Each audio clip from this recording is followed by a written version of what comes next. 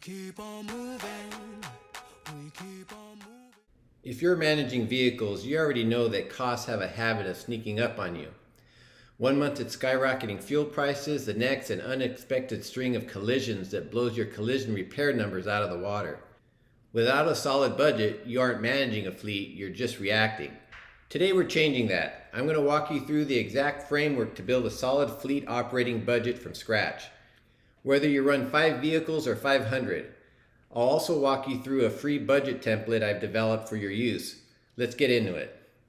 Step 1 of building your budget isn't guessing what things will cost tomorrow, it's analyzing what they actually cost yesterday. You need to pull and review your prior year expenditures. Look closely at your actuals for fiscal years 24, 25, and your year-to-date numbers for 2026 to establish a baseline. If you are from a medium or large organization, your finance department should be able to provide you with these numbers. If you're a small shop, you may have to pull these numbers together using QuickBooks or whatever accounting software you've been using. Step 2 is capturing upcoming changes and new budget requests. As the fleet manager, you will want to anticipate any upcoming changes to your operations and new budget requests. For example, a new position, a projected increase in fuel costs, new diagnostic tools you want to purchase, etc. You'll need to add these costs into your proposed 2027 budget. Remember, in general, the more you spend in fleet operations, the less profit there is for the company. So hold the line with your budget ask, unless you can quantify operational efficiencies or bottom line cost savings. Step 3 is where many fleet managers get stuck. Handling depreciation and indirect costs or overhead. The truth is, fleet managers shouldn't be calculating these numbers in a vacuum.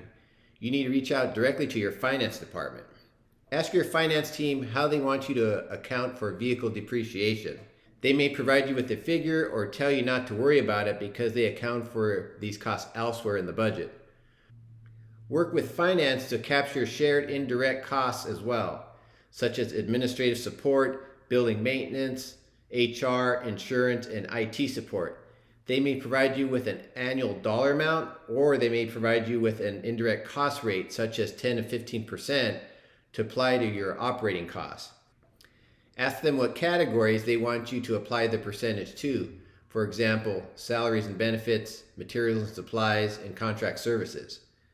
The finance department is the keeper of the budget process, so make sure you lean on them so your operating budget aligns with corporate accounting standards.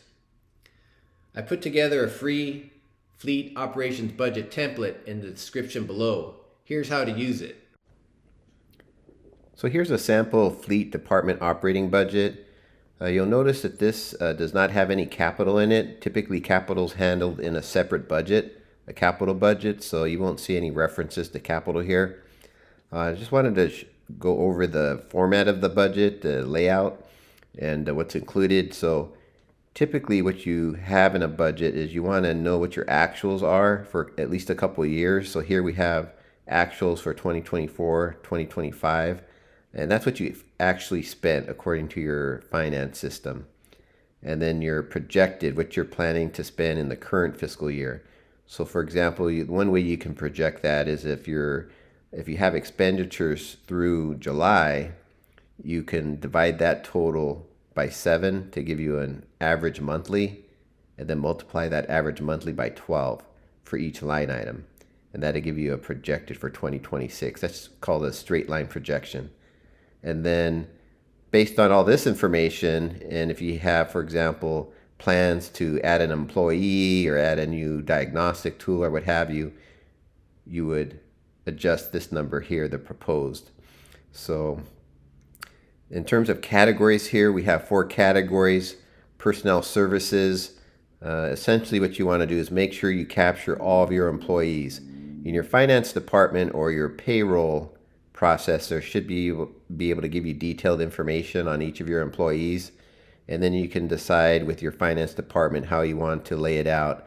I've just totaled it here. So this is a total of salaries and benefits, but your budget office or your finance department, they may want you to break it down into details such as salaries, health benefits, dental benefits, workers' comp, Medicare, Social Security, that type of stuff. But I've just grouped it here. But work with your finance department and see what information they can provide you. The key thing on personnel is not to miss anybody.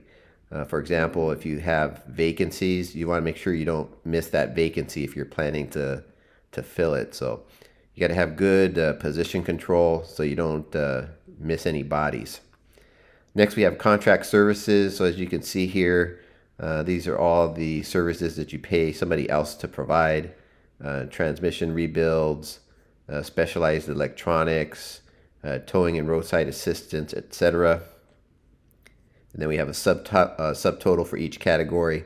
And then materials and supplies, just as it sounds, these are commodities such as gasoline, diesel, EV charging, infrastructure, motor oil, tires, brakes, etc. And then again, a subtotal. And then you'll have your indirect cost. Your finance department may break it down similar to what I have it here. So for example, they're providing you a support for purchasing and human resources and other areas, IT, for example, if you're in a medium or large organization. The other thing they may do is they may give you a percentage, like 10 or 15%, and then you just have to ask them what categories do you need to multiply that percentage by. So work with your finance department on these areas here, and then again, tailor this to your organization, to your needs. If there's something that I'm leaving out, for example, if risk management is not covered in the overall organizational budget, you might want to include it here in these indirect costs and overhead section. But work with your finance department on that. This is meant to give you just a good starting point, a good jumping off point if you don't have anything at all to work with. So that's the overview, and I hope that helps.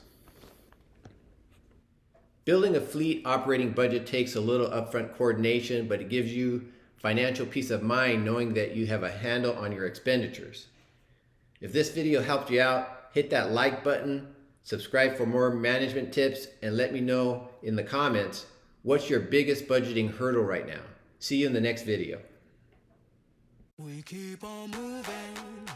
We keep on moving.